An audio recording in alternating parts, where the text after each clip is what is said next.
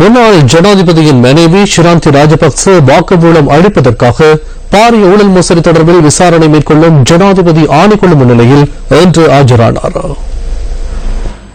ஜனாதிபதி ஆணைக்குழு இன்று பிற்பகல் 1 மணி அளவில் ஆணைக்குழுவில் ஆஜரான அவரிடம் பிற்பகல் 2:30 வரை சாட்சி பதிவு செய்யப்பட்டுள்ளதாக ஆணைக்குழுவின் செயலாளர் லெசில் டி சில்வா தெரிவித்தார்.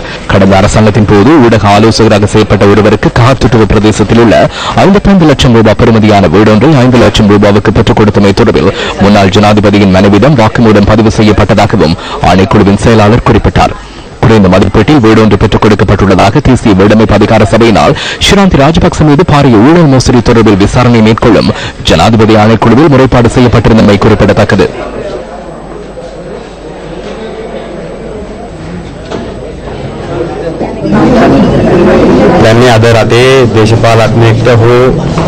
இன்று நாட்டில் அரசியல்வாதி ஒருவருக்கு அல்லது குடும்பத்தின் உறவினர் ஒருவருக்கு கடிதம் ஒன்றை வழங்கினாலும் நல்லாட்சி அரசாங்கத்தை சிறையில் அடைக்கும் நிலைமையே காணப்படுகிறது.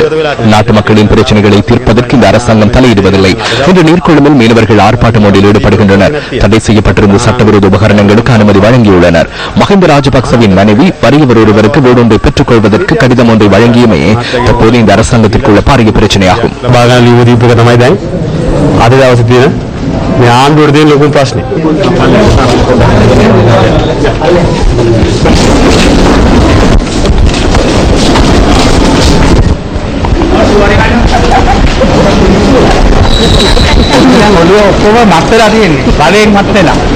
அதிகாரத்தினால் பலருக்கு போதை ஏற்பட்டுள்ளது. உங்களுக்காக நாம் உள்ளோம், குடும்பத்திற்காக நாம் உள்ளோம். 100 சிறைச்சாலைகளில் கொண்டு போய் அடைத்தாலும் இந்த அரசாங்கத்தை கவிழ்த்த பின்னரை பின்னோக்கி பார்ப்போம். உங்களை நினைக்கும் போது நாம் மகிழ்ச்சி அடைகிறோம். மகன் உள்ளே இருக்கும் போது தைரியத்துடன் இதனை நீங்கள் முகம் கொடுப்பது தொடர்பில் பெருமை அடைகிறோம்.